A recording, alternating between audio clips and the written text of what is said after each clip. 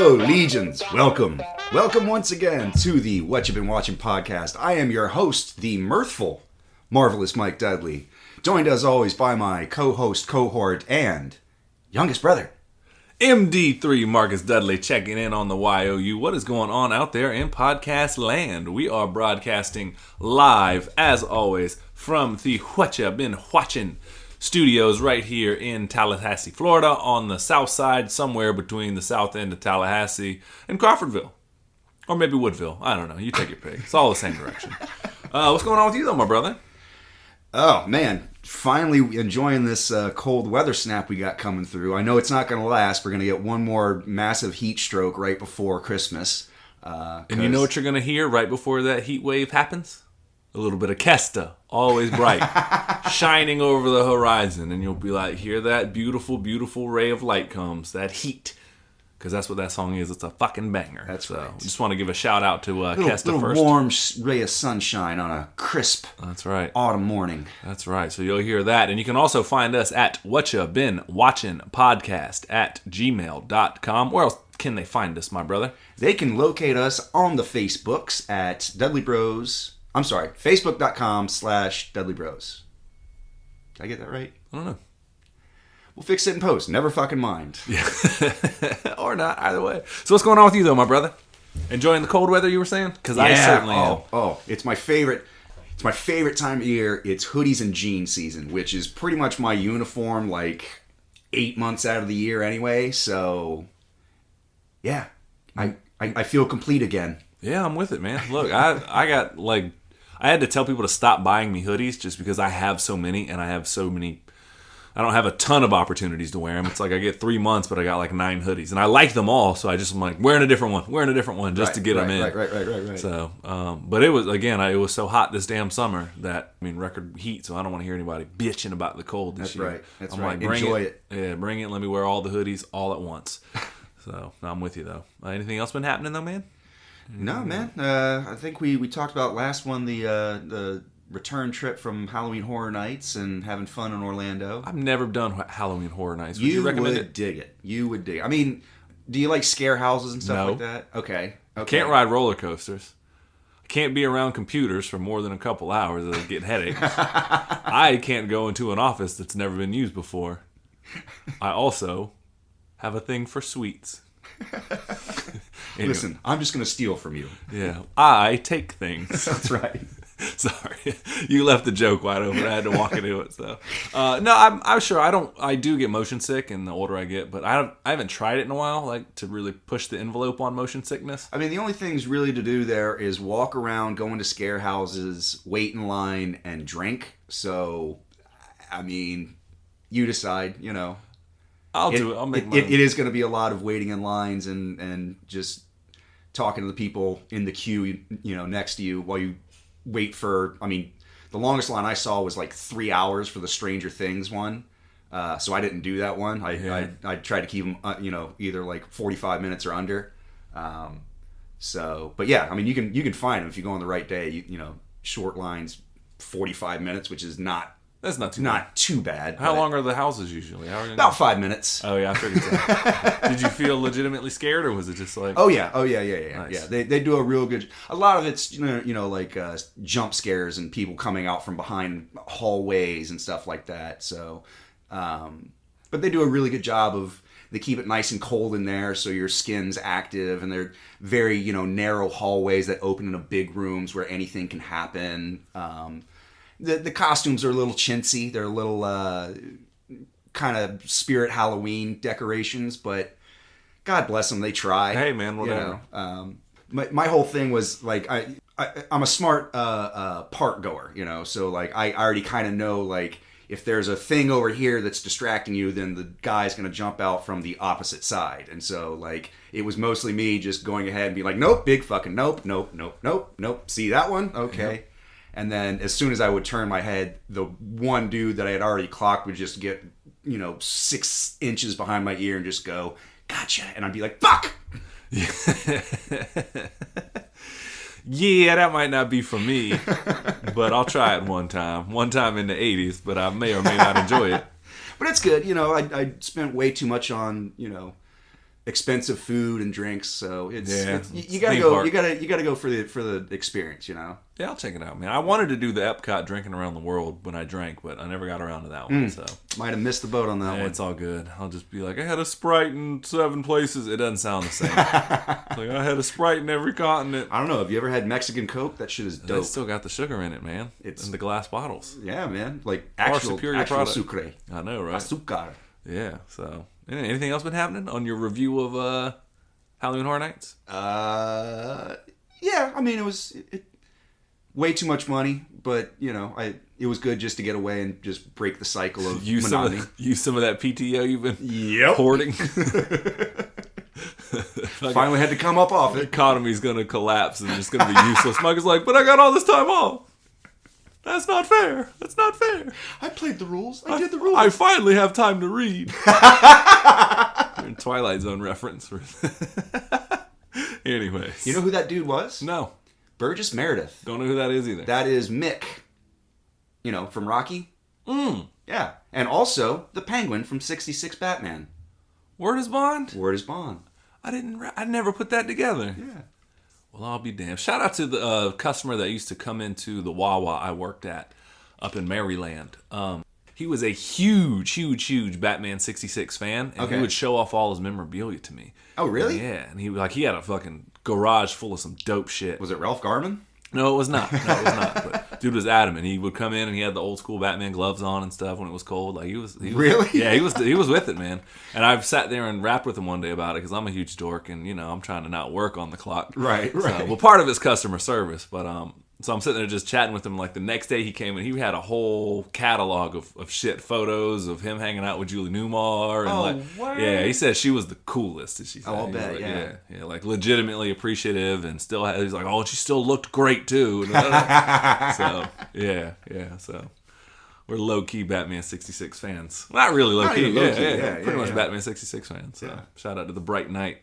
Anything else been going on, man? Or you want to dive into it? Or no, man, that about covers it for me, man. That's it. So, what about you? What you been up to? Man, fucking just sports ended up. Been busy. What you been watching, bro? Man, the goddamn Eagles losing for the first time. Oh no! It is what it is. Fly, cry, Eagles, cry. Fly, cry, Eagles, cry. Exactly. To the goddamn New York Jets of all people. You mean the New Jersey Jets? Yeah, exactly. The fucking Just by the way. It's the dumbest shit. This has nothing to do with the actual game, but 2 multi-billion-dollar franchises play in the same arena, in the New York Jets and the New York Giants. Grow some fucking grass. Like this AstroTurf shit, like what the fuck It's New Jersey, bro. Nothing grows there. The science has advanced. I know it's the Garden State and all, I know, exactly. You can grow the shit indoor. There was no excuse for this shit, man. Like, whatever. That's the end of that rant. But yeah, they lost, and so I was dealing with that. I eagerly anticipate all of our nasty emails from New Jersey, like, what are you fucking talking about? Right. If they weren't coming, they're definitely coming now. But hey, look, please send those into... If they could write, they'd be very upset. Like, I only got 15 minutes to use the internet at the library. What the fuck? Anyways. How am I supposed to communicate if you can't see my fucking hands? Right. Anyways, that's at What You've Been Watching podcast at gmail.com. You can write in all your fuck you or your, we like a couple Jerseyans, but anyways. So yeah, just been watching that. Other than that, Seminole's still undefeated. Hells yeah. And it's weird, man. I'm conflicted. As the more I have an affiliation to Philadelphia, the more I like their sports teams. The Fightin' Phils played the Atlanta Braves and they beat the shit out of them. No. So the Philadelphia Phillies are... Grandmother Tucker's rolling over in the grave right now. I know. So no. So I can now root for the Philadelphia Phillies unquestioned. So, yeah. I truly don't really give a fuck about baseball. I just want to see...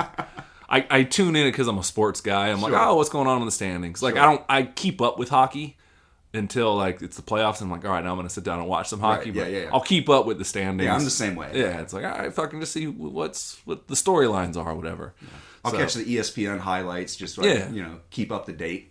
Yeah, I think I'm actually going to go down to Tampa one of these days to go see Alex Ovechkin of the Capitals, the Washington Capitals. see him go play a game before he gets out of it because he's one of the greats of all time. So I was like, well, he's getting a little long in the tooth. Might want to go. He was on the last U.S. Olympic hockey team. No, he's Russian as shit. Never mind. Yeah, Not who I'm thinking of. No, he watches when the year that the Capitals won the Stanley Cup. Mm-hmm. He won it goddamn single-handedly. There was a time that he skated back, like, it was a breakaway and it wasn't his assignment, but he was like, fuck this, I'll just do it myself. And he skated back and, like, stole the puck on defense and then just deked everybody on the ice and scored and was just like... And that LR button left and right, huh? You're like, this dude is on a mission. Like, he's going to win this year. So he's... Maybe catch him before he's just to say you did kind of thing, but yeah, I saw one of the greats. Yeah, just one of those things, So yeah, I was thinking of Oshie is who I was thinking of, the goaltender. No, he was a forward. I don't know. Anyway, either way, yeah, I'm not well versed in hockey, but yeah, so just kind of keeping up with that, man. Eagles losing, Seminoles rolling, Philadelphia Phillies going to the NLCS to figure out if they're going to go to the World Series and. That's all I've been up to, man. Other than that, just working. And watched the Meg 2 again. Did you really? It was on at the house, so yeah. Okay. Watch that. Does it still hold up, or is it... It's the last 30 minutes is all you got to watch, man. That's it? Yeah, it's pretty dumb up to that point. But well, I was watching it with Sawyer and Angie, and Sawyer wasn't really that into it. But until I was like, when did they get to Fun Island? And then it's on. Fun Island? Yeah, as we reviewed it in the previous podcast, then it's like doing barrel rolls over sharks when 3 sharks are converging on one jet ski and there's a bad guy shooting machine guns at you still, and yeah, it makes no sense. But I can't wait. Yeah, the last 30 minutes I was like, if it would have just been this for even 70 minutes, I would have been like, take my ticket. But, so if I'm high as shit for that would be the time, right? Like if I'm gonna watch that movie high, like take a break, smoke one out, last 30 minutes. Pretty much, yeah. The final act is like, all right, here we go. All right, cool. Yeah, then the silliness kicks in. Let's fucking go. So, hell yeah. But other than that, that's been it though, man. So we are going to hit you with some very real questions that have been sent to us at, again. You hear what that is? What ya been watching? Podcast at gmail.com as we open. I hear. Let me unzip it real quick. Hang on, you'll hear it. Oh. You know what I hear? What is it? I hear a jingle coming on. It's the Mailbag. Well done. Annie remembered the song. Let me move my bag, so forgive the audio quality. But anyways, so we got some viewer questions, man. Very real questions from very real people that have sent these in. Do you want to start us off, my brother? Yeah. Let me start off here. Let's give y'all a little low profile. We hit y'all the cup runneth over on the last episode. We've been hitting y'all with a lot, so we're gonna. So this one down. comes in.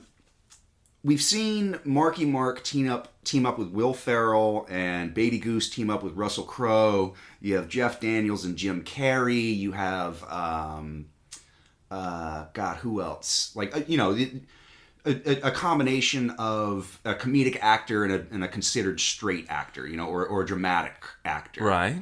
And oftentimes it leads to really, really good, combinations, like unexpected combinations. So, dare I say, Robert Downey Jr. and Val Kilmer's?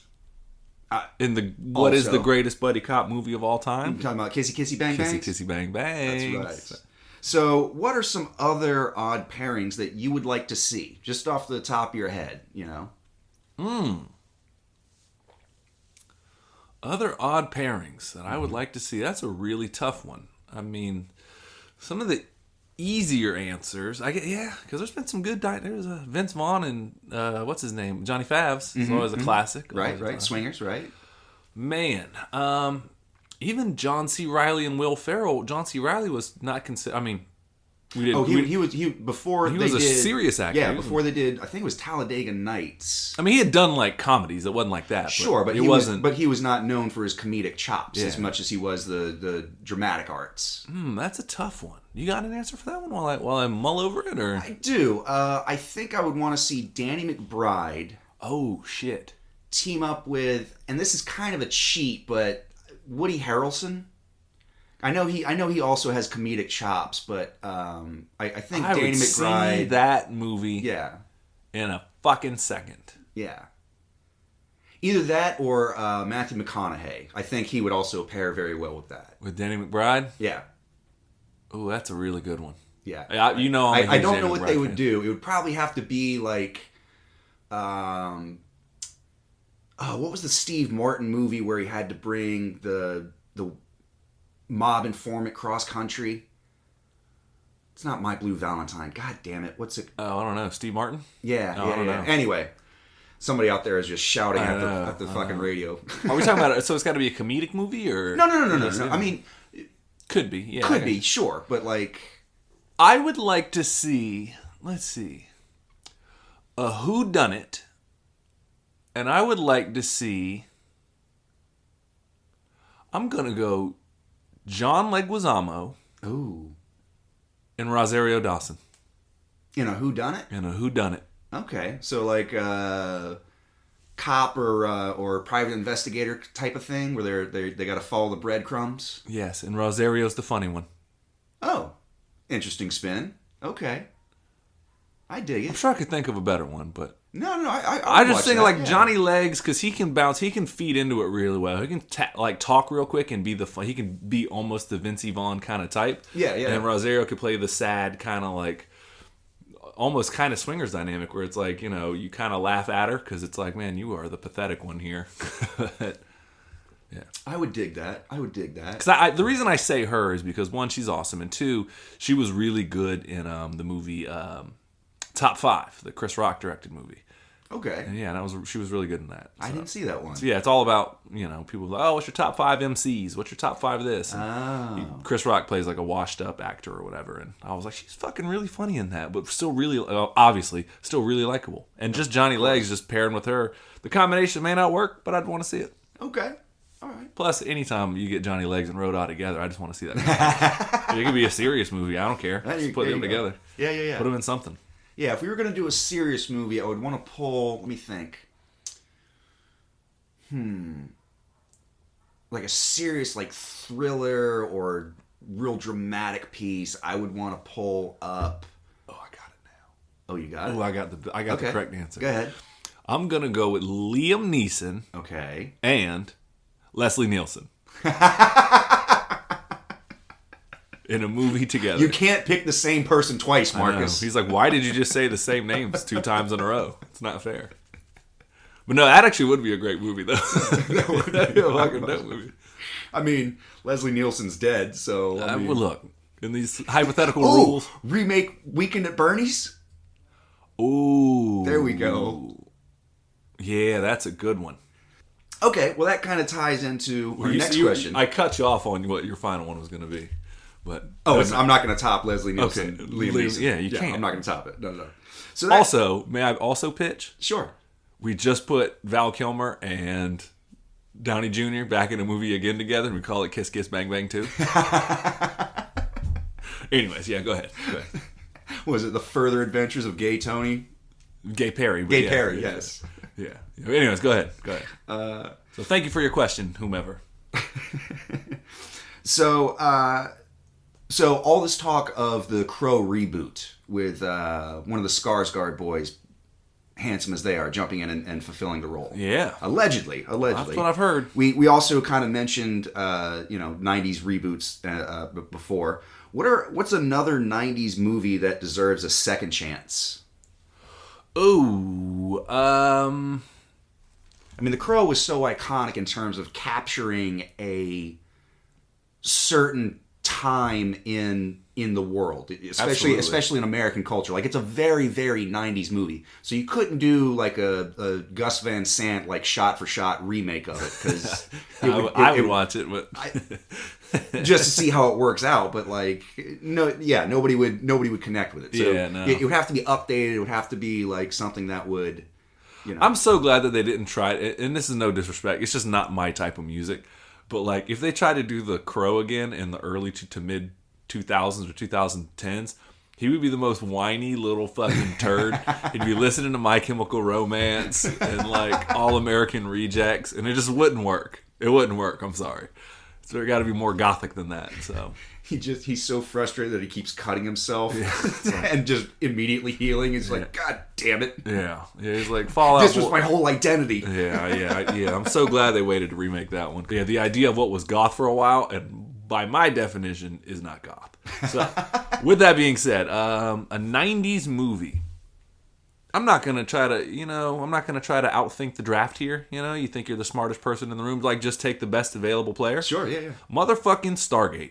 Stargate. I dig that. We brought that up on the show a few times. Stargate is the shit. That was one of those movies that, as well with Mortal Kombat, was rented a lot. When it was like, oh, we're having people over. What do you want to rent? Oh, Stargate. Like, I've seen that movie a lot of fucking times as a kid. Yeah. And I know they did a TV show that did like SG-1, and then they did Atlantis and all this other shit. Bring back some motherfucking Stargate. I dig. I think you put that in the right hands, like Denis Villeneuve does fucking. Oh yeah, Stargate. I mean, that's a huge get. I mean, like still, I think you get, but J.J. Abrams could do a great job. I think Matt Reeves could do a great job. Matt Reeves is pretty fucking good. Yeah. I'm just saying, Denis Villeneuve is the correct answer in a perfect world. That would be yeah. That would be yeah. That would be it. My only fear with that is that it might be too similar to Dune. Like he's already sort of played in that sandbox. I got it. Tell me you wouldn't watch this. Motherfucking Robert Rodriguez does fucking Stargate, bro. After Alita Battle Angel. See, I never saw that one, so I don't know. I don't know. I think he's a little bit too. He'd be like, I made the movie for $80. I'm like, this is supposed to be a massive. Yeah, you're right. Yeah, you're right. I might have to retract that one. Right. Yeah. I just know he has a flair for like what the shit that he finds cool. Oh yeah. It's like I just have a feeling he would be very enthused by that, but I could be wrong. Maybe. If it's something he was into, then I would definitely. Yeah. I could. That was more my thing. It seems like something he would like. So sure. But yeah, no, Stargate is my answer for '90s movies. I would watch Stargate. Okay. Yeah. What about you? Oh man, I think I'm gonna go with Friday. The comedy Friday? Friday the 13th? No. Friday. Like, no, I'm saying like they should do like 12 more of those movies. Stoops. Anyway, yeah, Friday. I think that is a movie that is rife for reboot. You could, I mean, especially turning it now into like a Gen Z sort of like, I've got the day off, I got nothing to do, Yeah. That'd be a good one. No, that would be that would still lives at home with his parents. The issue is you don't have a job. I'm cutting off your phone, so he can't. They can't TikTok all day. They can't they're completely cut off, and so they literally have to go explore the neighborhood and like interact with their neighbors as far as like same formula. That's not a bad. Yeah, the weed dealer's like, yo, I've been trying to text you all day. He's like, man, I got my phone cut off. Right.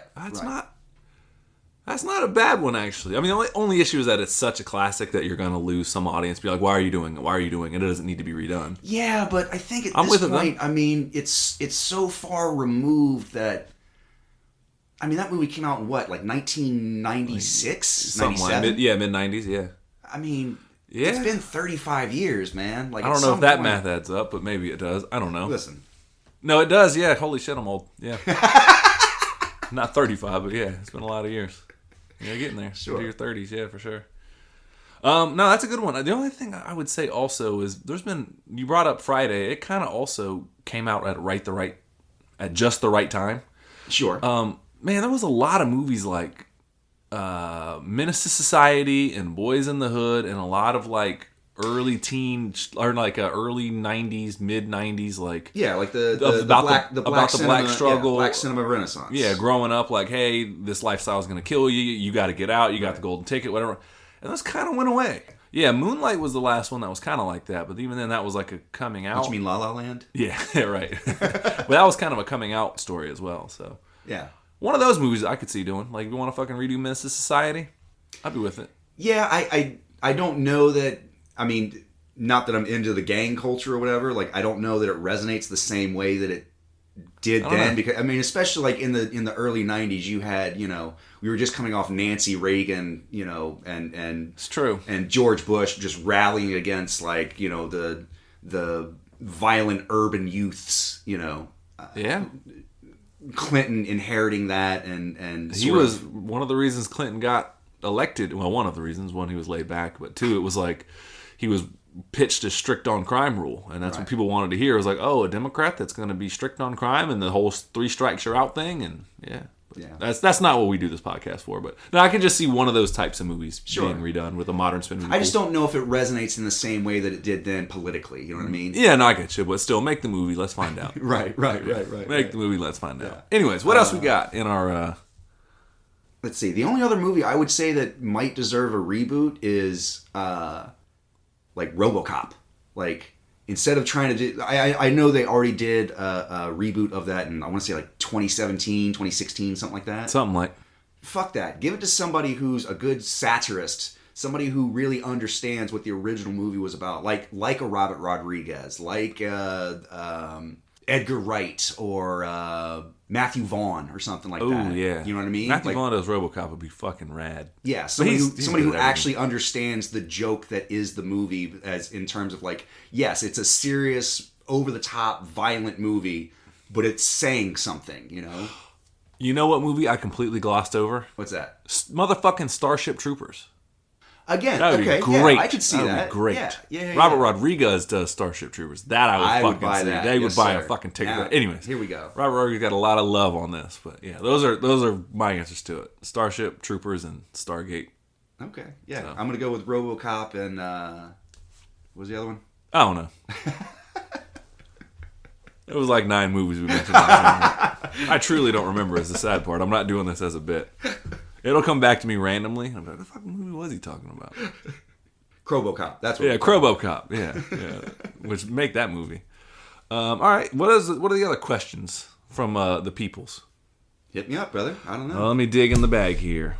Ooh, we talked about this earlier. Okay. What is your favorite sports moment in film? Ooh. My favorite sports moment in film might be... See, it's kind of a downer. It's all right. So in The Wrestler, there's a scene where wrestling's entertainment, though. Remember. Okay, so that one doesn't count. It is. I'm not being mean. I'm just saying. I get what you're saying, though. But for the sake of it, go ahead. So there's a scene where Randy the Ram Robinson sort of realizes in the moment that he's dying, like he's having his fatal heart attack, and he like pushes through and still goes through and like continues the match. Just the spirit, the triumphant spirit, even in the face of death, I'm still shooting for one last shot at glory, you know, which is basically what the whole movie's about anyway. So it just sort of puts a nice seal on his character arc in terms of, yes, he didn't learn anything, but was he completely wrong? Yeah, that's a good one. That's a good one. My other favorite sports moment is, and this is cheesy as fuck, but Rudy. Rudy. No, not that one. But when all the first line players come in and put their jersey down and say, "I'm not playing unless Rudy's playing with me. I'm not playing unless Rudy's playing with me," and they all put their jerseys on the coach's office desk. It's a good moment. I respect that. I thought you were going to go for a Rocky moment, but I got mine. Okay. I would say one is, this might be kind of corny, but Cool Runnings. When they all get up and carry the sled across the finish line, that's Hey, Sanka, you dead? No, man. Yeah. It's a great one. So when they carried that across, that was a true moment of like, they understand that this is bigger than themselves at this point. Right. And they were representing an entire nation of like, we're not going to quit. When Ricky Bobby wins, no, I'm saying when he beats Sacha Baron Cohen, when he runs across after crashing his car, and they're like, none of this counts. Yeah, none of this. Yeah, it's personal mistakes. No, but Cool Runnings. Also, I don't know. I think The Sandlot is the best sports movie of all time because it's like part Stand By Me. But when they get the home run and it goes over the fence. Oh, and the Beast gets it? Yeah. Yeah, when he finally gets it and it was the Babe Ruth ball. That's a great moment because you're like, oh. Because then you have to get it back. Because then the two story, because it's Stand By Me, ultimately, and it's also Field of Dreams. And like in that moment, like, it blends into the perfect tale of both of these. Right. Yeah, and it's like, his growing up and coming of age trying to please people and like, hey, I'm trying to be cool with my stepdad. It's like it all comes crashing down. And they rally together as a team and they become more than just a team of baseball players and they're a true squad at that point. Right. Now they're finally friends, Yeah. you know, as opposed to just teammates. Yeah. Right. And so the moment it goes over, the actual hit itself isn't that, but what it brings impetus. out. Yes, Yeah, yes. Everything around that. Yeah. Right. It gets them to get the shoes. You can run faster, jump higher. Like all that shit. It's awesome. In that same vein, I would say that when the Bad News Bears, spoilers, actually lose their final game. It's a good one. I mean, I think it's kind of an important lesson to learn. Like, not every sports movie ends in, like, the miracle on ice, you know? Right. Like, they don't always pull it off. The confetti falls, but it ain't always for you. Exactly. So I think that was a really... And they don't do that anymore, you know? No. They don't really focus on the, like, the hard turn, you know, scrappy amateurs who try to make good and just fall just short, you know? Like, Rocky is another one, you know? Creed did that a little bit when the final guy in the first movie was Saved by the Bell, and he's like, "Hey, you're the future of the sport, kid." Right. Kind of like, "Hey, sometimes your best just ain't good enough. You got beat by the rules, man." Saved by the Bell. Beat on a technicality. Still a victory. Still a victory. Yep. So that was good answers though. Yeah, good answers. Well, what else we got, man? Let's see. What else have we got here? Let me reach here. Crinkle and crunkling. Forgive us. We got down here. So this next question has to do with anticipations and expectations. Ooh. What was your most anticipated movie that turned out to be your biggest disappointment? Well, that's a tough one. Because I know there's some movies that I was like, that was a dog shit movie. Mm-hmm. That I was like, oh, that looks interesting. I wasn't really stoked for. And then there were some movies that were like... Yeah, this is one that... They let me down, but not like that big of a deal. So... I mean, I got mine if you want to go ahead and take a minute to My think about initial answer is like the fourth Pirates of the Caribbean. No, I got it. Okay. Oh, yeah. No, Fourth Pirates of the Caribbean. No, that because I actually enjoyed that, but I'm an easy mark for those movies, though. Sure. So. Man, I think the answer is going to be... Kiss, kiss, bang, bang. When they did... Yeah, no. I'm going to say Star Wars, but not the... Force Awakens I thought was dog shit, but that's not the one I'm going to go with because I wasn't that crazy into. I was like, I'll see that movie, and then I saw it and I was like, okay, whatever. Yeah. But Episode 2, Attack of the Clones. Yeah, okay. Yeah. That one because and I'll tell you why. One, it's like we're touching on the motherfucking Clone Wars. This is like the thing of mythology of like, and I'm glad it got fleshed out later by Dave Filoni and all those other stuff. But I was like, we're talking about the fucking Clone Wars, man. This is a big deal, you know? And like Gears of War, they're like, oh, the initial Gear Wars or whatever. The Pendulum Wars. Yeah, the Pendulum Wars. Yeah, all that stuff. It's like, oh, this is the stuff of legend. They talk about the Clone Wars. Back in the Clone Wars, you fought with my father, this and that and the third. And then just for what it was, and that was one reason why I was disappointed. The second reason was, if you look at it just in terms of just the structure of the movies, so you know how 4, 5, and 6 play out. 1, you can pretty much do whatever you want. You can go up, we're introducing Anakin. Okay, sure. Cool. With 2, you have the biggest amount of wiggle room.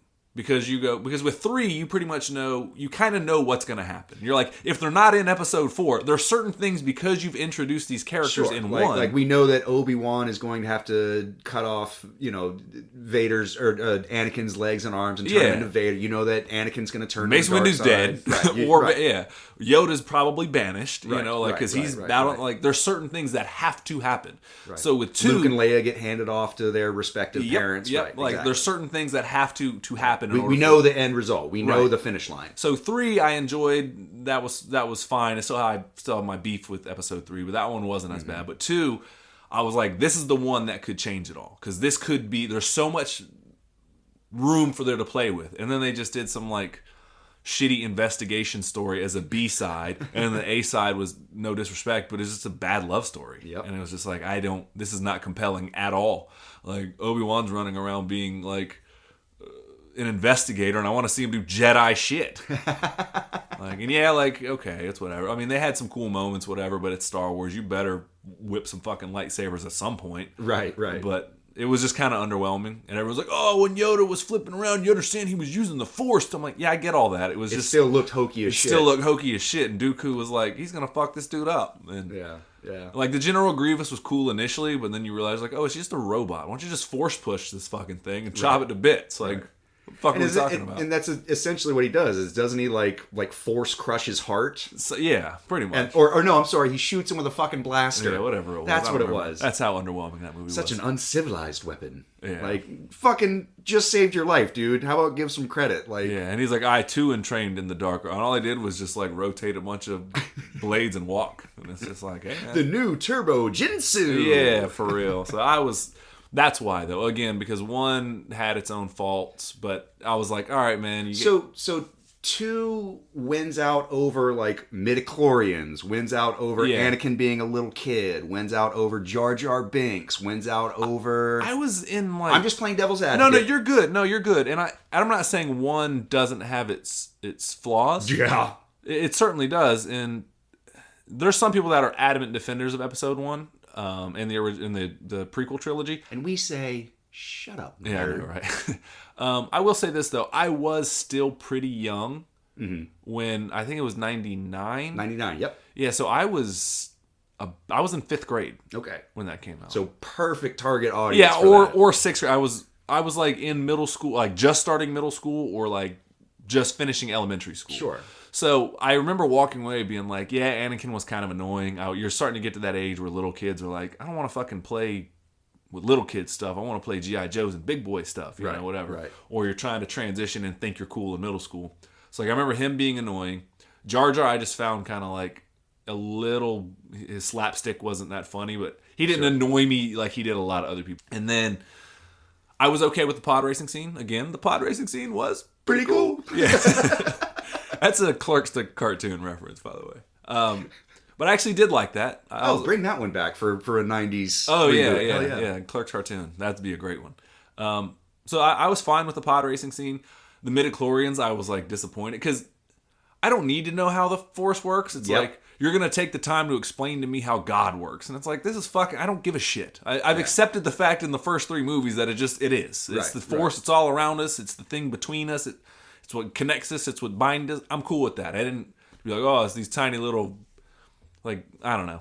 The way that they judge single-celled organisms that judge how good at the Force you're going to be. Yeah, like, how receptive you might be. That's dumb. The whole point of the Force was anybody could tap into it. Like it was like spirituality. Not everyone's Force sensitive, but still. Well, yeah, because of midichlorians now. Right. So, but again, I really enjoyed the Duel of Fates. That is to me top tier.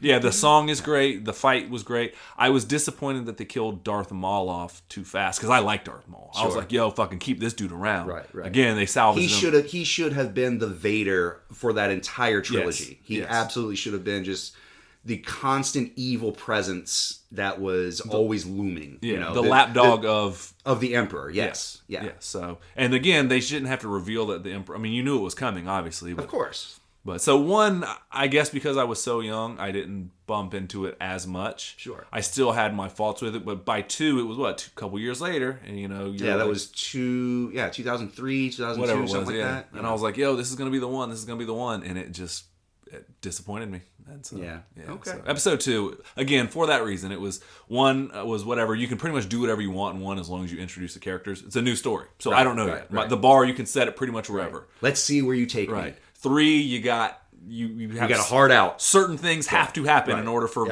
episode 4 to make sense. So that one was like, as long as you give me a couple cool action sequences, the fight between Obi-Wan and Anakin didn't disappoint. It was a little bit, but it was a bit overdone. Like I would much have preferred just them almost like their very first battle on the Death Star, where they're just taking their time and like they're not like angry about it, but they're trying to figure each other out. It's like it's like 2 fighters like circling each other, you know, like and then the fight should have evolved or devolved into just them just swinging for the fences and just going for haymakers and just for the kill shot, you know. I did like the fact that episode 3 was PG-13 because you think about how gangster it is to cut somebody's arms and legs off and motherfucking just leave them next to a roaring volcano. Like, yeah, fuck you, bro. That's right. Burn, son. Yeah, that's some gangster shit to do. So, anyways, but yeah, so episode 2 would be my answer to that. And the question was again, the movie with the most anticipation, highest level of disappointment. Mine is kind of in the same vein because it was about the same age that you were talking about, Street Fighter. Oh, That movie came out, I was probably in 4th or 5th grade. And Sounds about right. Yeah. I mean, huge video game nerd. Loved the video game. Yeah, we play Street Fighter 2 a lot. A lot. On Sega Genesis. Yeah. We had a very strict rule of you lose, you out. Yeah. Winner stays, loser pays. That's right. Yeah, and I just remember being so hyped for that. Like, oh, finally, I'm gonna get to see, Blanca and Guile and Ryu and Ken and versus M. Bison. It's gonna be like I thought it was gonna be like Enter the Dragon, but like all these video game characters. So I was gonna see them like throwing sonic booms and flash kicks and Hadoukens and whatnot. They do none of that shit. They don't do any of that. Yeah. At least Mortal Kombat was like, hey, we're going to freeze some shit with Sub-Zero. We're going to blow some fire with Scorpion. We're going to Sega it over here. Liu Kang's going to do the flying kick. Johnny Cage is going to do the one ball shadow breaker. kick. Yeah. One ball breaker. Like, cool. You play the hits. But right. Exactly. And they didn't do any of that. And it's ironic because, as a little kid, as you grow up, like as long as the movie's in color and things are moving, you're like, that movie was awesome. I loved it. And that was the very first movie that I ever remember walking away from and being like, that movie wasn't that good. That movie kind of sucked, actually. I'm kind of really want my money back on that. It's weird because that is this. I think I might have mentioned it on the podcast before too, but as you very well said, like when you're a kid, if you just go to the theater, I didn't go to the theater to see Street Fighter, but going to movie gallery and renting a movie, that already made the movie like a C. Like I was like, oh, I'm so excited to see this. Right. Just looking at the box cover, you're like, oh, I can't wait to see this. Yeah. And I remember that was the first time I was like, oh, movies can be bad. Yeah. I didn't realize that. So it's funny you say that movie because that was. I don't know if my anticipation for that movie was as high. I was like, oh, it might be pretty cool, a Street Fighter. I was psyched for that movie. I was you saw it in theaters, though, didn't you? Yeah. At Movies 8, actually, yeah. And walked away, like, literally just my childhood crushed. It's sort of like realizing you're going to die one day. Just suddenly your childhood is over. You're like, oh, there's bad movies out there. Damn, I got to be more choosy now. Shit. Yeah, the bubble was popped. That's a good answer, though. That was... Shout out to Raul Julia, man. You That's right. Game over. I would want if you could recast him as M. Bison again, I'd do it. Fuck yes. He was definitely not the worst part of that movie by a mile. No, he was not. When I burned your village down, it was the most important day of your life. For me, it was a Tuesday. Some gangster shit. Good answer though. All right, let's see what else we got here. Let's mailbag this. Let's mailbag this. Let's see. Okay. Here's a good one. Here's a really good one. So the Barbie movie has opened up the discussion about feminism to an entirely new generation. What are some other classic feminist icons that, like maybe, like let's say, young teenager girl or femme, femme identifying, whatever, growing up, what are some classic movie icons that you could introduce them to? That's a good question. Who sent that one in? I don't know, some dumb broad. You couldn't help yourself, could you? Oh, man. Anyways. This is a win. That's how you take the wind out of a sail. No, I mean, I would say probably, and I know we've talked about it a lot, and the easy answer, again, I don't want to outthink the room, is probably... Ellen Ripley.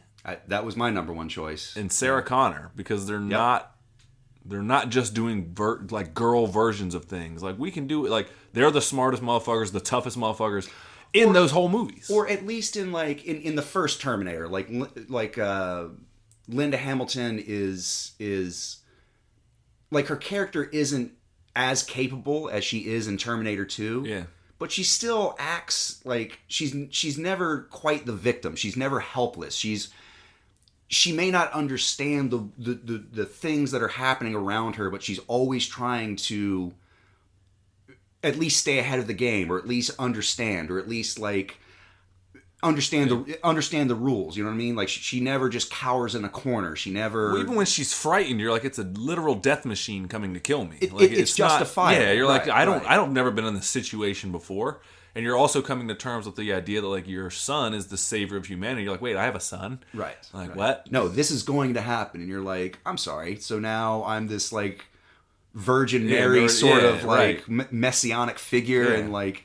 And by the end, she's just like, fuck that. I'm going to control my future. Like, and I'm going to fucking kill you to make sure that it happens. Like, that's some gangster shit. Yeah. And then of course in Terminator 2, she, you know, she's so much more capable. She's the complete 180 of what she was, but it makes sense because she's had literal proof that like, oh no, this horrific future that you fear is absolutely 100% happening. What are you going to do about it? And she's like, fuck, let's toughen up. Let's do that. Right. So no fate. Right. So it's real deal that she does it. And it's not her just being like the damsel in distress who, like, she holds her own and is the toughest motherfucker in those movies. Same with Ellen Ripley. Yeah, Ellen Ripley too. She's the smart. Yeah, go ahead. We've talked about it before, you know, like Ellen Ripley is the smartest person on that ship. And if they'd just listened to her, the movie would have been 6 minutes long. You know, like that would have been it. Like, it's very true. It's smart woman says smart thing, and a bunch of dumb dudes go, nah. That's it exactly. Yeah, that's it exactly. Other than that, though, man, this is gonna. I mean, there's a couple. I mean, obviously, like Captain Marvel's one. That's pretty badass. Okay. But she's like kind of kick ass. The only one, this is gonna sound kind of a fucked up answer. Okay. But it just shows me that, you know, obviously women are just as capable of being evil too. Okay. There's a movie called Gone Girl, directed by David Finch of. Oh. Yeah, and what's her name? Rosamund Pike plays a fucking. And I'm not saying she's a role model. I'm not saying it. But when you talk about manipulative, 3 steps ahead of you type of people, it is the Tyler Durden of women, of femaledom. She is a terrible human being. Yeah. Downright. I mean, she punished, not like Ben Affleck's character is like a great dude, like he cheats on her and stuff, but the price he pays for that is like, you are out of your fucking mind. Yeah. And so I had a person I was dating one time. I was like, I just look up to her. I'm like, bad role model. Right. Strong woman. Right. Bad role model. That's like somebody. Woman. That's like somebody who's like Travis Bickle, man. That's me. You know, Taxi Driver. I'm that dude. Like, that's not a good thing. Like, yeah, man, I am Christian Bale in American Psycho. You're like, don't do that. So in a weird way, that's not like my official answer. Sure. But it is one to look at if you're like just looking for a woman. They're like, oh, you're looking for a fucking Hannibal Lecter type or whatever. Sure, it's not just reserved to the boys. Women can have their fun too. To me, she always stands out as like fucking dog shit human being. Crazy smart, crazy manipulative. Uses all the power of her womanhood of just being smart as shit, being sexy to use like just everyone's hook, line, and sinker to her. And it's like, how long is she going to play with you as bait? It's fucking frightening. So I dig it. I dig it. So, and it's a unique thing because she does it like in a way that only a woman can do. You know, like men can, like, oh, I'm going to overpower you and I'm going to put you in a hole like Silence of the Lambs. This shit is like, just put me in the hole. I'd rather that. So, not a role model. Strong woman though. A strong woman. Yeah. Okay. So maybe there's something to be said for it. But, yeah. I would go with. Let me think. Like, in a weird way, I think Steel Magnolias is a really good example of postmodern feminism and like very strong like examples of that. You know, essentially, you know, it's Sally Field and Julia Roberts and Dolly Parton and what's the chick from Splash? Daryl Hannah. Thank you. Oh yeah. Yeah, I mean, it's easy to go with like Margaret Thatcher or somebody that was like a real person who they made a documentary out of or a biopic out of, but we're talking fictional characters. Right. But yeah, Steel Magnolias, I would say pretty much any one of those women would be a good example of strong female lead, strong feminist qualities to admire for, you know, the up and coming young crowd. I gotcha. That's a great answer.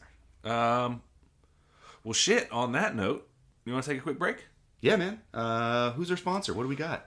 Our sponsor today is Elementary School Arts and Crafts. You know you did them. We desire macaroni necklaces.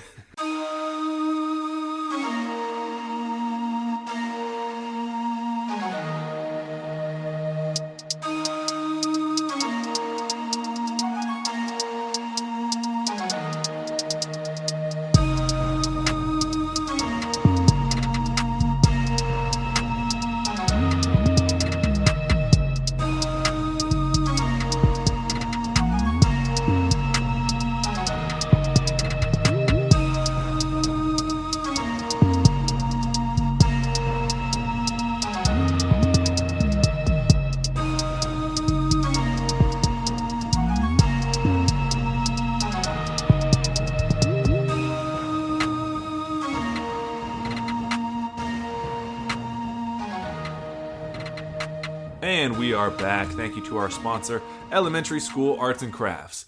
If you did them in elementary school and you gave them to your parents, those crafts are sitting in a box somewhere in someone's attic. You didn't really think they gave a shit about a macaroni necklace, did you? They went on the fridge for a little bit, and they're like, oh, this is so nice. Macaroni started falling off, and then they were like, I'm not sweeping this shit up anymore. Yeah. It is weird that you go through your stuff in the attic, and you're like, you occasionally will open those boxes, and it brings everything that you were doing to a fucking screeching halt, because then you're just going down fucking memory lane trying to figure out what you want to keep and what you don't, and it's like fucking shopping. I thought you were gonna say where it all went wrong. Oh yeah, well, that yes, but like you're trying to figure out what you want to keep and what you don't want to keep. But it's like grocery shopping when you're hungry. Like now is not the time to be making this decision. You didn't give a shit about any of this stuff 6 seconds ago. Yep. Hadn't thought about it since the 3rd grade, but now all of a sudden it's like, but I kid made this. Yeah, exactly. This is a part of me. Exactly. This macaroni family portrait encapsulates my entire existence. Exactly. Lost youth. Walt Whitman was right.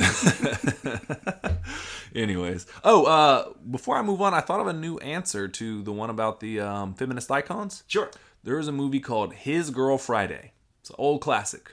Cary Grant and the actress Rosalind Russell. Okay. She plays a newsie, a news beat reporter or whatever. Okay. What's the word I'm looking for? A beat reporter. Journalist, whatever. A cub journalist. Yeah, and she's about to be remarried, and her husband, Cary Grant, like pretty much is doing everything he can to kind of subvert it. But she's hip to the game too. And but she's really cool. And I'm not saying she's a feminist icon because she acts like a boy, but she can hang with the fellas. Like she's not the damsel in distress. Sure. She's incredibly smart. She's smarter than everyone else in the room, and her husband and her are on the same tier, or her ex-husband. And she drinks whiskey with the boys and smokes cigarettes with them and hangs out and talks shit like them and puts people in their place. And it's kind of cool. If you never got a chance to see it, it's called His Girl Friday. Rosalind Russell. So want to give a shout out to a little classic. But with that being said, another question we got, which is a fucking great question here. Okay, lay it on me. A movie, it kind of goes into what we talked about earlier, but a movie that deserves a sequel that never got one. That deserves a sequel. Outside of Kiss Kiss Bang Bang, and of course, Stargate.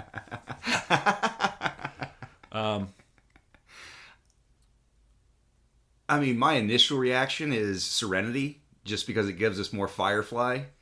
Okay. I mean, just one more, please. It doesn't have to be Joss Whedon. It could be. You really like that, don't you? The Serenity and it's such Firefly. A great series. It's just. Do you like Han Solo? Yes. Do you like Han Solo's miscreant adventures and him being a rabble rouser and always the smartest cat in the room? I'm proud of you for saying rabble rouser. But yes, I do. Do you want to see a whole series of that with his like miscreant adventures? Yeah. Just Firefly, Serenity, yes. Oh, and also Alan Tudyk is in there, so bonus. And Nathan Fillion. Of course, Nathan Fillion. Who is the underrated half of Two Guys, a Girl, and a Pizza Place. Everyone, don't come at me with your Ryan Reynolds bullshit. Somewhere Ryan Reynolds just got a shiver up his spine. He's like, fuck you. Anyways, no. You know what? I own a fucking soccer team. What's Malcolm Reynolds doing? Anyways. Movie that deserves a sequel that never got one, I got 2 answers for you. Okay. And they're fucking both home runs. Okay. I'll save what I think is the bigger grand slam for the end, but... All right, ding them out of the park. Let's do it. District 9. Oh. I would love to see those aliens return. That's right, because that movie ended with... Wickes Vander whatever. In an underrated performance of the week, Charlotte Copley. Copley, yeah. Copley. He's fucking awesome, man. In District 9. But yeah, it ends with him turning into one of the prawns or one of the bugs. And the main character, what's his name? Kevin or something like that, he calls him. Oh, whatever the main alien's name is. His buddy alien. Yeah, he's like, I can't cure you here. I can come back in several years and cure you. He's like, I think it's like 8 years or 3. Yeah, 8 years, whatever it is. He's like, fucking 8 years? It's going to take you 8 fucking years to cure me? He's like, you didn't say any of that. He's like, you never really asked, but I helped get you here, so hey. So yeah, just set the movie like 8 years later when they return in strength, and like there could be the whole drama of like, are they an attacking force? Right. Are they like, how far do we trust them? You know? Are they coming back to get everyone off the planet? Are they coming back to wage war? Or Is he gonna actually transform him and be true to his word? Or yeah, there's a lot there. District. I would love to see a sequel to District 9. Oh, you call it what's 8 more than 9? District 17. Possibly. There you go. Or 10 would work. You know. Yeah, but just keep the numbering simple. District X. You know, you can play it like that. See, yeah, little Roman numericals in there. Oh yeah, it's like a Mega Man situation. I do like District X. I like it. Yeah, it's a good one. The other one, and I think this is just a fan favorite for everybody. Can we please get a sequel to one of my favorite films of all time? The Pest? Yes, I'd love that. But Leon the Professional. Yes. If we could get Matilda the Professional. Yes. Because I know Leon, like, she went to school to, like, the whole thing at the end was, like, she's planning. She went to boarding school, basically. She went to boarding school, and then, like, Leon's whole thing was, like, I got to keep you safe. And it would be her struggling with the idea of, like, I'm also letting Leon down in terms of this is not what he wanted for me at all. Yeah, like 30 years later, she's, like, the premier assassin in the world or something like that. She also loved him very much in a very French way. Thank you, Luc Besson, for that. Yeah, watch the unrated scene of there. There's a weird scene in there. Yeah. But anyways, that's here nor there. But I would love to see Matilda the Professional. Natalie Portman reprise that role. I could see that, and you could even almost do kind of a similar thing where, like, maybe she accidentally gets pregnant, or she's tasked with eliminating an entire family, like her family was eliminated. Or something like that's the kicker. Yeah, can she eliminate the whole family? And here's what it is: she's tasked with killing an entire family. She realizes that they have a daughter, and what it is then she takes that daughter to be like, yeah, I killed everybody. The mafia or whoever hired her finds out that she didn't, and then she wages war back on them to protect said daughter. And there's your fucking script right there. Let's do it. So basically just the exact same plot, but again? Kind of, but not really. Kind of. Because Leon didn't kill the family. I guess that's true. Yeah, I guess that's true. He was just happened to be next door. And that was his whole thing. Was like, oh, this shit got brought to my door. And for 1 second, if I don't open the door, this all goes away. I just stay in my quiet little life and all that shit. You know who the bad guy is in that? Gary Oldman again? Just in heavy makeup, or just reprising a different role, but it's just Gary Oldman. No, Idris Elba.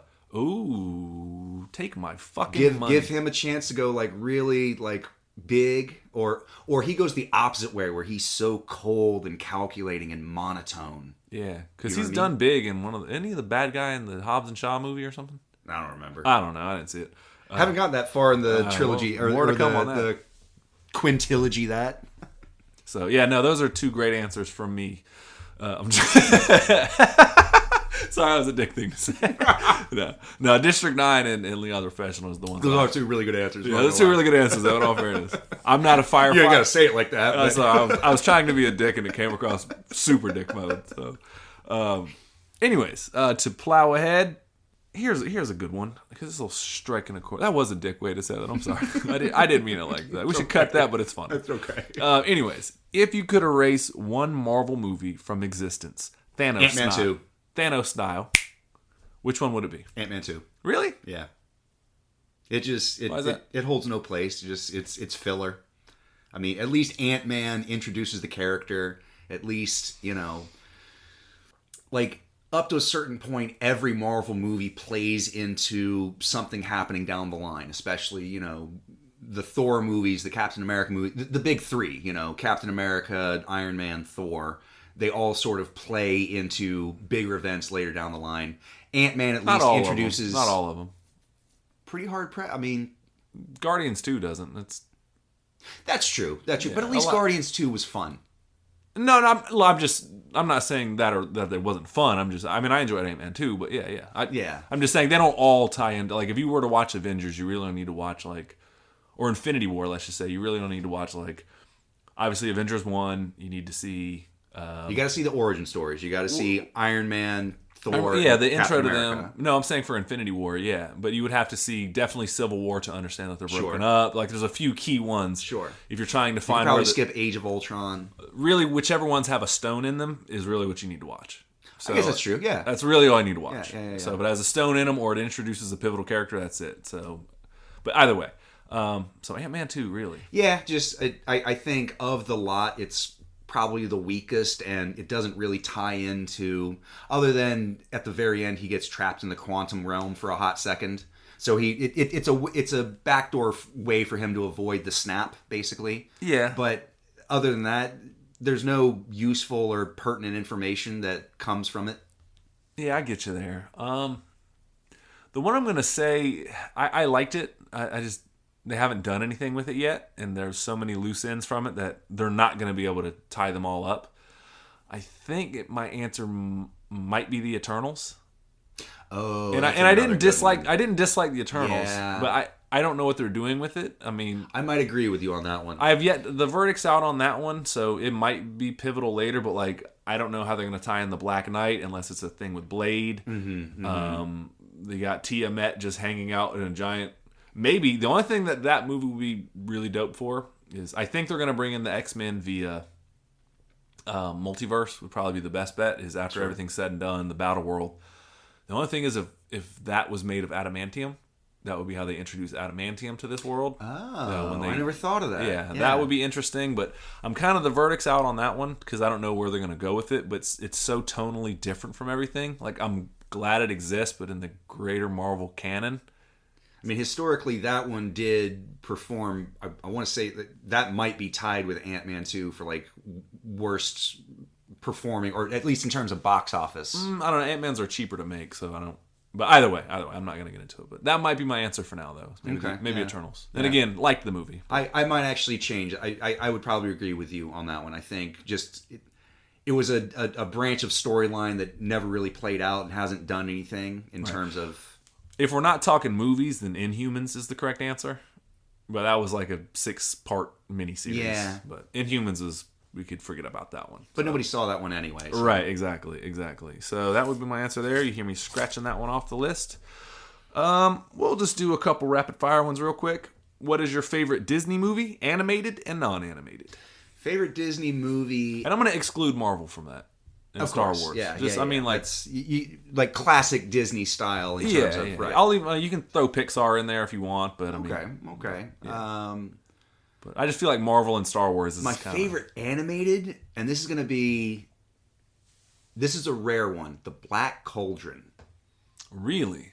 I love that movie. I mean, it's basically a D&D adventure, and it's... Is that Disney? I thought that was the dude that did... That's Disney. Okay. No, that's not Don Bluth. No. That's right. Don Bluth is the word. Thank you. No. That's The Black Cauldron. Yeah, with the Horned King, played by John Hurt. Okay. I haven't seen it. I know I've seen it in my life if you've watched it, but Sure. I'm not too familiar.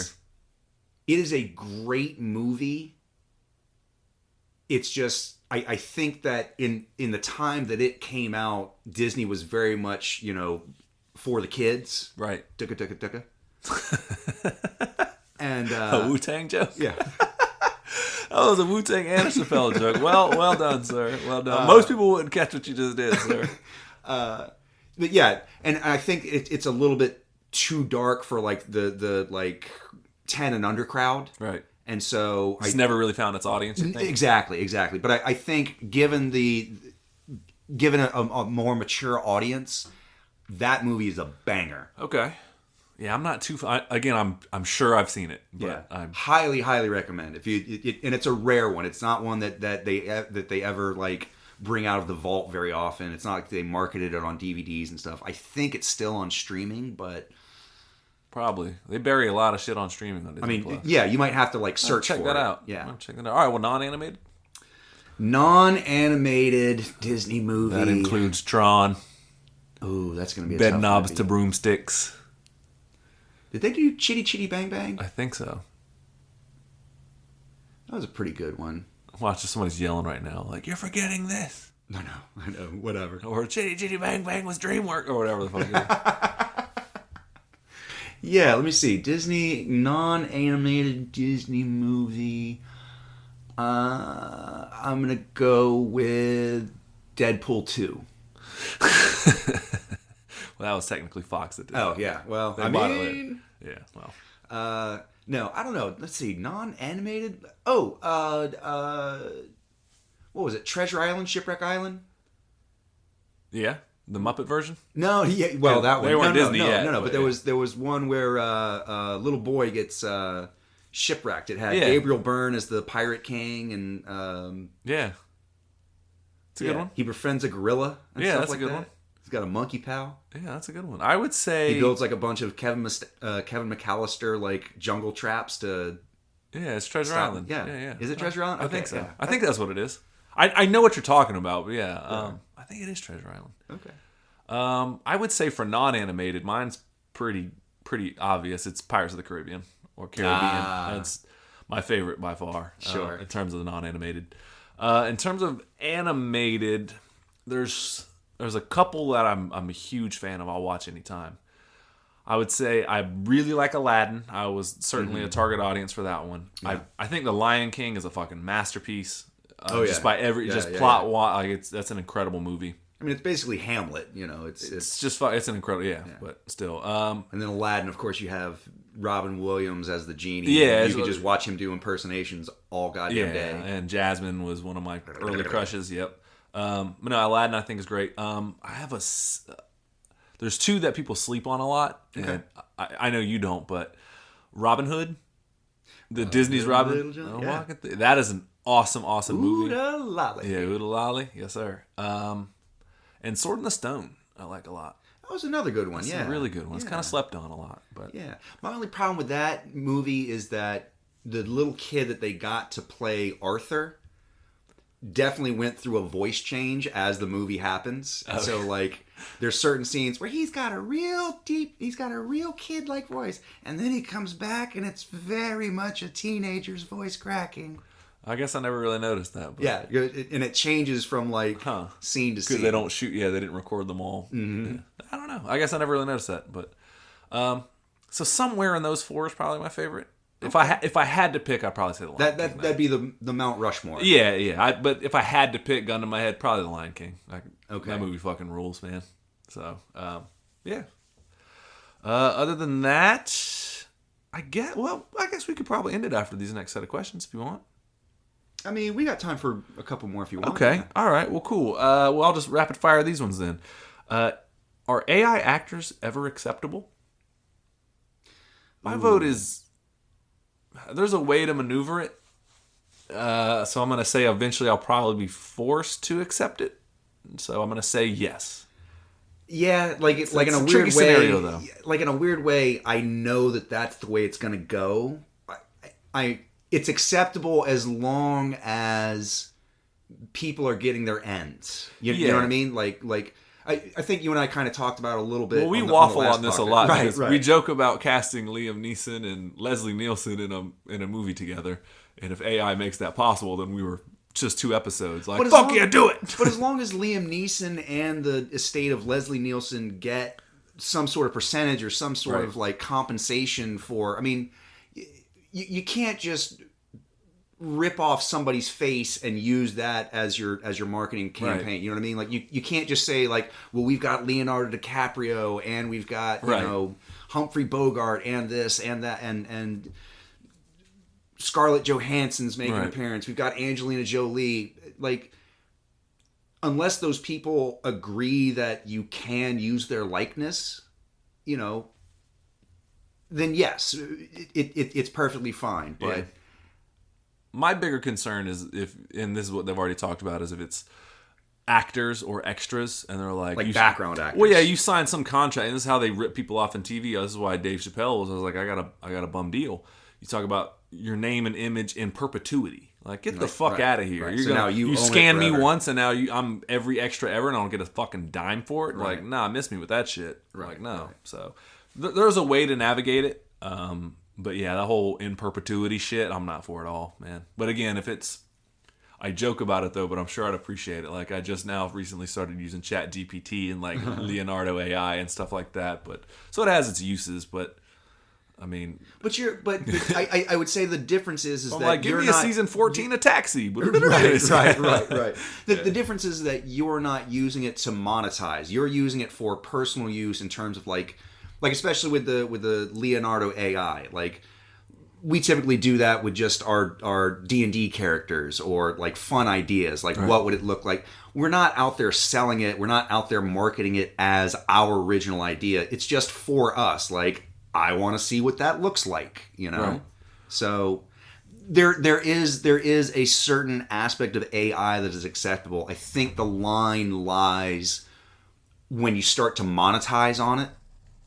You can't just steal someone's art, even if that art is generated by a computer. No, I'm with you on that. So, to answer the question, are AI actors ever acceptable? Possibly. Once again, we waffle on the answer. That's what we do. It's like butt stuff. You don't want to do it all the time, but like at the right moment for the right reasons, that's cool. Oh man, shit. Good way to use that explicative right there. Anyways, a few more. With the onset of superhero fatigue apparently setting in Hollywood, what genre is most likely to fill the void in its absence as it dwindles, one might think, or if it were to truly dwindle away? I don't think so. Superhero fatigue, for those not in the know, is that like the superhero genre movies are seeing less and less returns on their box office numbers, on investment or whatever. Right, and so critically, they're getting more panned too. In the terms of people are kind of like, even critics are like, it's the formula's out now. We've seen this before. It's nothing new. It's the same origin story. It's the same revenge story. It's the same. Right. Yeah, and the cost of making the movies is going up and up and up as like people diminishing returns. Well, yeah, like people like Chris Hemsworth. You're not paying him for the fourth Thor movie the same amount that you're paying him for the first Thor movie. Chris Evans hit just exponentially more and more and more, and Robert Downey Jr. more and more and more and more. Right. So okay, and also the oversaturation of the market too. Right, everybody's turning them out now. Yeah. So what do you think for the last 20 years? I mean, had a glorious 2008. Man. It was I will still say, man, the run between Iron Man and Endgame was fucking awesome. Oh, yeah. And the thing is, like, it can never be that again. Like, I think part of it is because everyone wants every movie to be as good as Endgame and Infinity War now. Mm-hmm. And you just can't. It's not going to work like that. It's not. You have to build to get there. And we're starting to just get the momentum going, but... Well, and also it falls under the same problem of it's burdened by the weight of its own machine. A certain superhero movie does well, and then every company goes, we have to do that superhero movie. And so that becomes the pattern. It's the same thing with like the indies rush that happened in the early 90s. Like everybody was like, oh, we have to make an indie movie that looks like that. Right. And so of course then the market becomes so saturated with the sameness of, the homogenization of cinema. And so it all ends up being the same. And people go, I've seen it before. Right. Who cares? But that's not the question. The question is... some of the necessity, like when the initial Marvel movies were coming out, everyone's like, I have to see this. Mm-hmm. Like, it's going to get spoiled. And some of that's kind of like, I'll catch it whenever. And streaming. Part of that's streaming. Right. Part of that's just, again, the fatigue of it. But what do you think is going to take the place of this, quote-unquote, the superhero genre? That's an interesting question. Because Barbie's a smash. Barbie is a smash. And I think you are going to see a lot more... monetization of IP. I was just about to say. I think that's probably going to be. I mean, like Mario was a fucking smash too. It's a multi-billion-dollar movie. Absolutely. And then but then you see it with Lego. You see it with Barbie. You see it with G.I. Joe to a lesser extent. Right. I got you. But so that's probably going to be the way that it goes in terms of instead of doing an overarching thematic world where we have to incorporate all these individual IPs of Superman and Batman and Wonder Woman and the Flash and Green Lantern. We're just going to focus on Stretch Armstrong or Mask or GoBots or whatever it may be. Right. Like we're just going to focus on this singular IP. And I think the other way it's going to go is that I really hope that I'm right on this, is we're going to see a rise on martial arts films, because I think that superhero films inherently fill a void for an action genre. Right. That in a way that's I don't mean this detrimental, but like it's very easy to do. Like to set up action between two superheroes is a very easy thing to do. Right.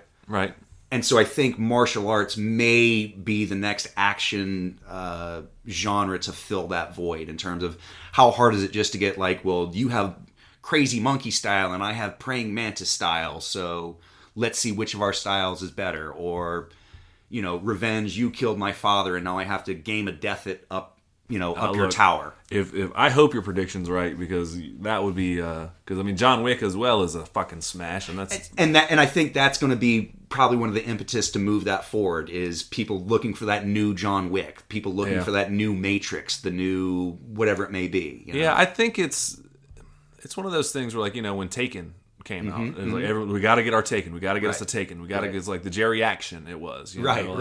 So what old guy hasn't worked in a while that we can convince to kick ass? Right. Like Expendables when that came out, I was like, oh sure, shit. This is a very different kind of movie than Taken, but still. But same principle in terms of like, hey, all these '80s actions icons that you remember, they're all in the same movie now. Right, and Taken also played into the fact of every dad ever was like, that's what I'd do if it was my daughter. No, you wouldn't. You'd call the cops and cry. Right. Like, let's be real here. Linda, bring me another Bud Light. Right. So he's here. Yeah. So what? I don't know. What genre? I don't know about that. I will say part of me, I don't know if it will ever hit again. I think some movies are going to get smaller in terms of box office, because if people are not going out to go see the big ones, and I think IP is the correct answer, in terms of people are just going to start gobbling up intellectual properties and being like, this didn't hit, if you don't make a movie, they're going to try it. If it's a hit, they're going to shell out a bunch more. Sure. And if it doesn't hit, then they're not going to make the movies. The rights will resort back to whomever, and another company can try later. Sure. I think IP is the correct answer, of being like, hey, you remember that thing? Ever Polly Pocket or whatever it might be. My Pet Monster, just anything.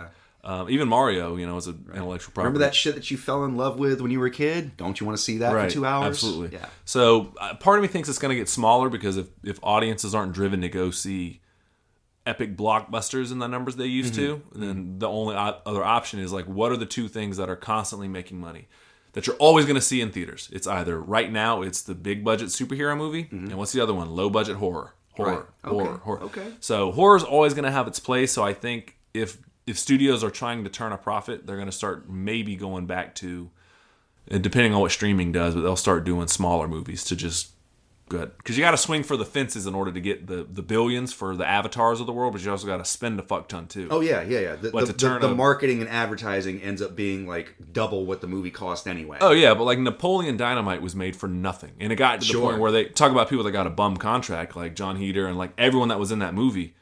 They didn't get shit. They got like $5,000. They made a pittance. Yeah, and they would get a little bit, and then eventually that movie just made so much money that the studio couldn't hide it anymore. That they were like, hey, we're going to sue you if we don't fucking get our end. And they settled out of court, but still, like, you can't hide the amount of money this movie made anymore. Hey, everybody's coming up to me and saying, vote for Pedro. Yeah. So, yeah, like, how is that happening if nobody's seeing our movie? Yeah. Right, exactly. The DVD sales were what exactly? Right. Oh, okay, cool. Yeah, so. You sold how many units? 200 million? Yeah. Million. For real. Okay. Yeah, and you sold it at, what, $20 a pop? Yeah. Anywhere between $9.99 to $20 a pop. Yeah, you tell me. I want mine. I'm not saying you owe me something, but if you want to walk out here with kneecaps, right, you owe me something. Yeah, absolutely.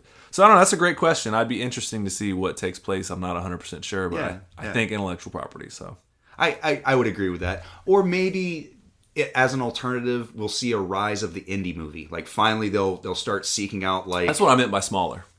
Sure. Just lower budget. Yeah, I think you're right on that. Just seeking out lower budget, independent filmmakers who are looking for their shot, who maybe have a little bit of credit, like the Kevin Smiths, the Robert 90s, Rodriguez's. Yeah, exactly. The Quentin Tarantino's. Who's the guy with the vision that knows who consistently turns out some quality shit. Or just has a unique voice.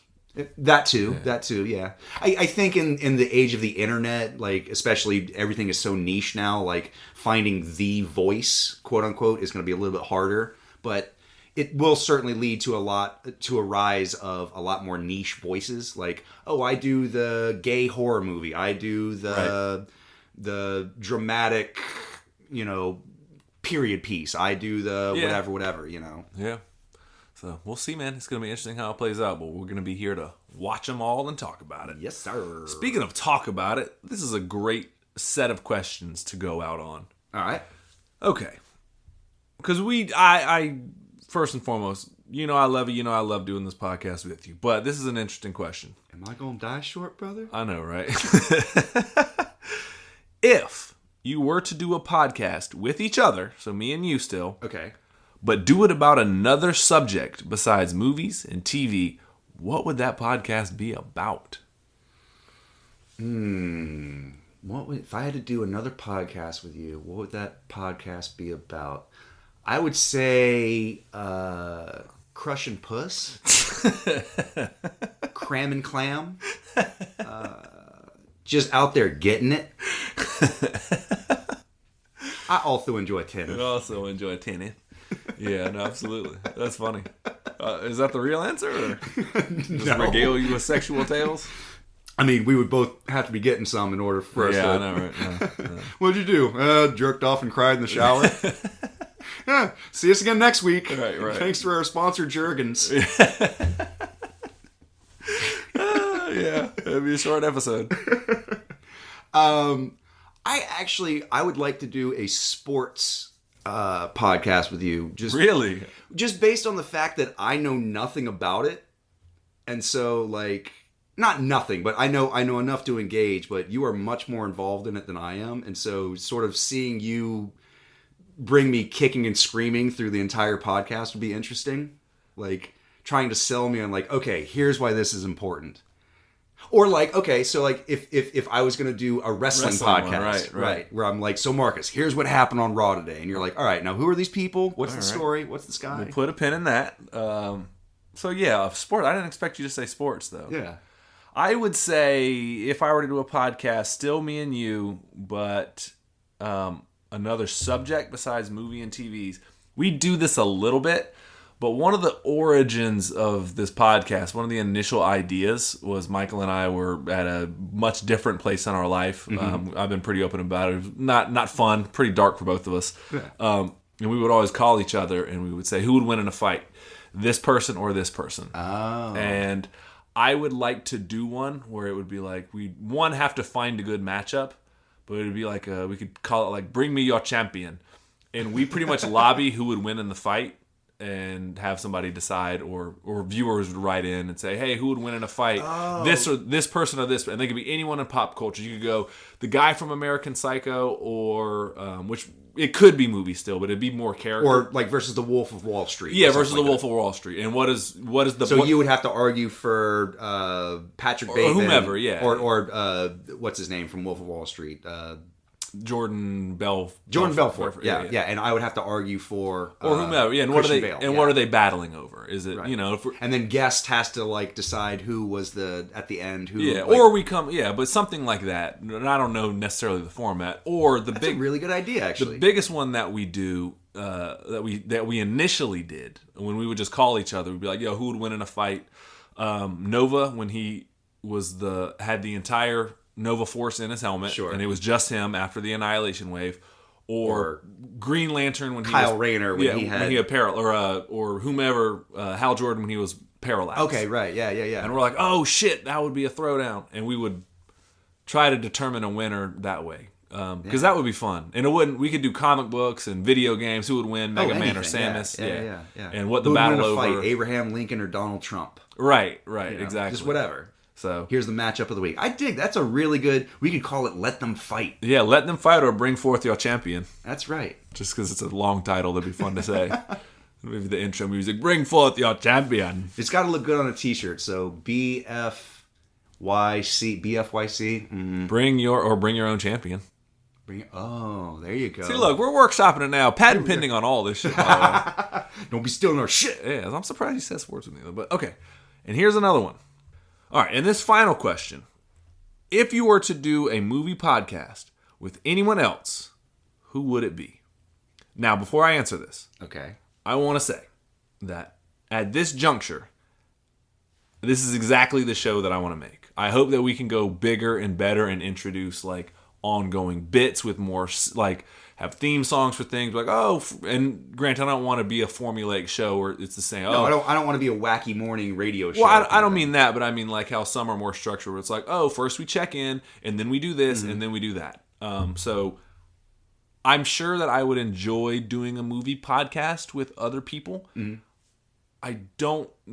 would be a vastly different show though. Sure, vastly different, and I think you and I have a shorthand and a connection in terms of. I mean, this is what we do. Like even when we're not sitting down recording, we're still having these same conversations, time in and time out. So pretty much, I think we would. If I was to do it with anybody else, I would definitely lose a little bit of shorthand. I mean, how many times have I been like, "Oh, it's like that one with the guy with the green hands." You're like, "Oh yeah, I love that movie." Yeah, no, absolutely. Even if I don't know who you're talking about, I'm like, well, he obviously does, so who is that from? And I'll get you to the point of saying it. Like you mentioned some actor earlier. I don't know who the fuck it was. Right. Oh, what else did he do? I know how to cue you up for a platform for you to say, he's in this, this, and this. You do the same thing with me with direction. Oh, what else did he direct? Oh, this. Cool. It doesn't fucking matter. It doesn't move the needle in terms of your comprehension of what I'm talking about. I could have just said any movies. And you'd be like, oh, word, he did that shit too? So, and I understand that we both do that for each other. And so, that being said, cheers to you, man. I love you very much, and I'm very grateful to do this podcast with you, and it would be vastly different. But I am curious what your answer would if you had to replace me. Probably Matthew. That might be my answer, too. Just because, I mean, on the one hand, he has such an eccentric viewing sense, you know? Like, he watches, like, off-the-wall weird shit that I probably never would be introduced to. Like, he's a seeker of the perverse and strange, like especially cinematically. Like he says, he only watches shit movies. Is what he's it wasn't always like that. Right, he was normal once, or relatively, but you know. But the problem with that would be it would be me sitting there being like, so I watched Loki, you want to talk about it? He's like, I have no idea what you're talking about. I don't watch that shit. However, I did watch a Korean cowboy movie that's kind of about socialism and also vampires. And I'm like, Korean cowboy vampire socialists? I have no idea what the fuck you're talking about. He's like, funny, that's the actual name of the movie. Matthew and I have our own shorthand, so it'd be a very different show. That'd be a good answer. If it wasn't him, I would want to do a podcast with my dad, but I would kind of want to do sports. Mm-hmm. Okay. Just to do like a weekly wrap up because I do love chatting sports with him. Okay. And he is very knowledgeable in terms of, well, he thinks he's very knowledgeable. Yeah, he's also a degenerate gambler. So we could do our bets every week that we do. Just on the air? Yeah, and it'd be a podcast because That's a brilliant idea, actually. I know. Weekly betting podcast. Yeah, well, we bet 5 games each during football season. We bet 5 games, and each of the games are $1 a piece. Mm-hmm. So if you win all 5 and you sweep, you get a $6. And then halfway through the season, the pot ramps up to $2 a game. And if you win all of those, you win $12. But rarely do you win them all. So they usually cancel out. Like if you win 3 and I win 2, you only win $1. Right. And so we just keep that going. So that would be fun. But if it was a movie podcast, that would be really tough. Because I'm so... Again, I'm used. I can't see the show many other ways than the way it is. Our unofficial little brother Bootsy would be fun. That would be good. He would be fun because he's such a child at heart, and he's a lot like me in the sense of he's just like, oh, and then it was a big explosion, and then it was in color, and then it was a song, and then the credits rolled, and I had some popcorn, and it was pretty dope, right? Right. Or my cousin Steven, because he's the Kuzo. Yeah, Kuzo, the Kuzo Fireball himself. He speaks Chappelle like I do, and he's the only person I know that speaks Chappelle like I do, in terms of like just the references, the quick like little things, the under the surface references, the little nods, the looks, the hissing of a chain. Like people are like, what the fuck was that? And it's like it all circles back to something, and so. That would be fun to do because at one point we lived together when I owned thousands of movies. Right. And he was the one person I know would watch shit because we lived together and we had it was like a fucking hole in the wall. It was like a basement. Yeah. And so there was nowhere else to go but sit there and watch the movie.